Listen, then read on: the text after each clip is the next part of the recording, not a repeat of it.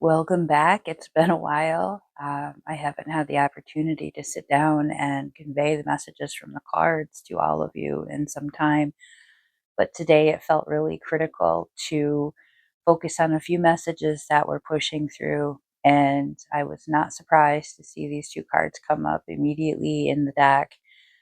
We both the Ten of Cups and the Universe card.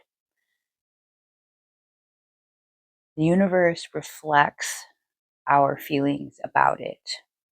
And when we express contentment, we are aligning with the vibrational energy of contentment. And all of the things that come with that contentment, the things that make us feel whole, the things that make us feel satisfied and joyful and blissful and peaceful and calm, are continually being present in our lives and being presented to us as the timing allows. So when we express our gratitude for the things that are going really well, and we focus on those things that make us feel good, and we focus on the actual feeling of feeling content and feeling satisfied, we get a lot more of that. The universe aligns with those feelings and with those energies. If we spend time focusing on those things that are not going right, the things that make us unhappy, the things that we feel that we are lacking, the things that we're unsatisfied with, we're going to find that energy replicated, and we're going to notice more things that we're not happy with. We're going to notice more things that make us disgruntled, that make us feel uneasy, that make our lives feel chaotic, that make our lives feel incomplete. The universe and spirit wants you to know that what you focus on is what you align with. So if you focus on those things that give you peace and that give you joy, focus on being present in the moment. Even when you're in the midst of chaos, you can find something to be joyful about. Even when you're standing in the middle of a store, there's people screaming and the hustle and bustle is so much and it's overtaking you.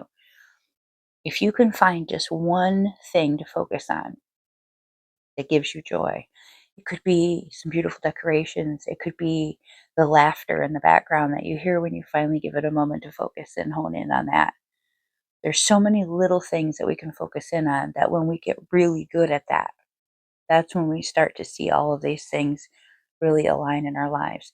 So make sure that you're focusing on what you want more of, not what you don't want or what you don't have.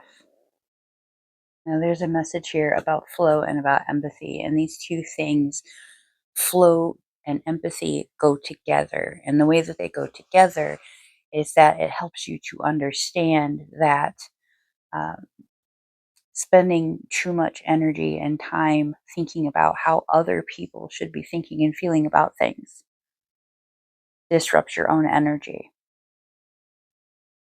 Empathy is taking the opportunity to recognize that perhaps you don't understand what someone else is going through.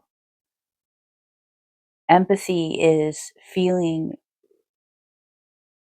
that if we were in those shoes, we would also recognize some struggle. And it might not be that specific thing. We might deal with it differently. We don't know that. But that's the problem. We don't know that. So empathy is recognizing that you don't know. And maybe that's a good thing. Maybe you don't want to know. Maybe the universe is sparing you by showing you these things that we don't want to experience and asking you to have patience, kindness, and compassion so that we don't have to experience them.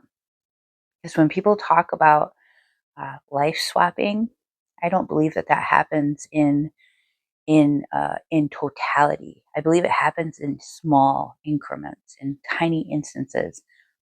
If you look upon someone's situation with some kind of judgment, you are going to experience something very similar. And you are going to be placed in a situation where you have to experience and learn the lesson from that.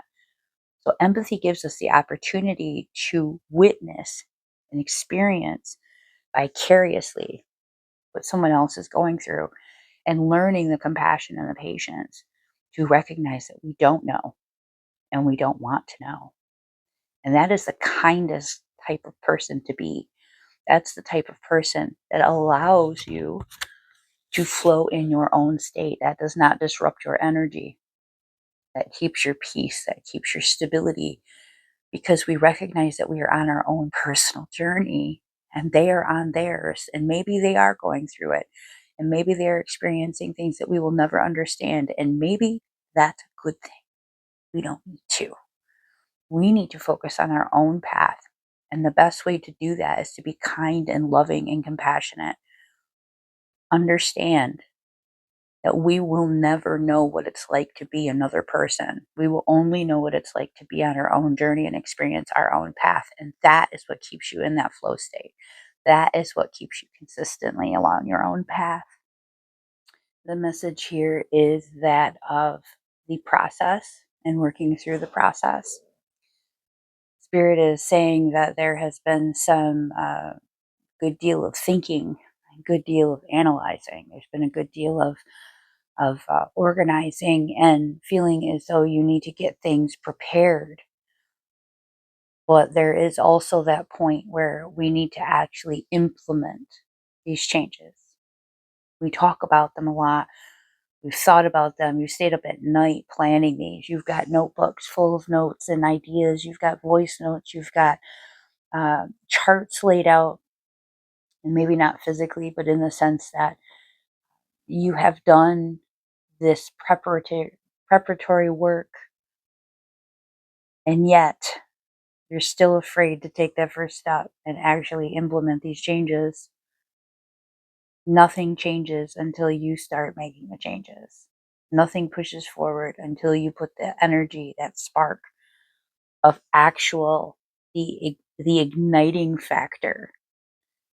And it doesn't have to be huge, right? It doesn't take a blaze to start a fire. It just takes one little ember. One tiny little change will get things rolling. And in fact, it feels as though you know that if you were to try to start this fire with a blaze, that it would be too much. There's a card of wisdom here. You recognize that there's just the right amount of energy that needs to be exerted that puts you in the right state of flow, that puts you into motion, that puts the process, actually gets those wheels turning, puts that process in motion. That's where we need to be right now. And we're looking at this right on the outstretch of that winter solstice, because it's time to create that change. We're in the horse now. It's time to start getting out there and stretching our legs. Now, a horse does not immediately go into a full gallop, right? Starts with a trot, maybe a canter, right? And it builds up its speed and momentum as it feels confident, as it starts to get its muscles warmed up. That's the energy that we're looking for. We're looking for that slow stepping at first, right? Until you get your bearings, until you feel stable, until your feet feel like they know the ground beneath you. And then you allow that momentum to carry you forward.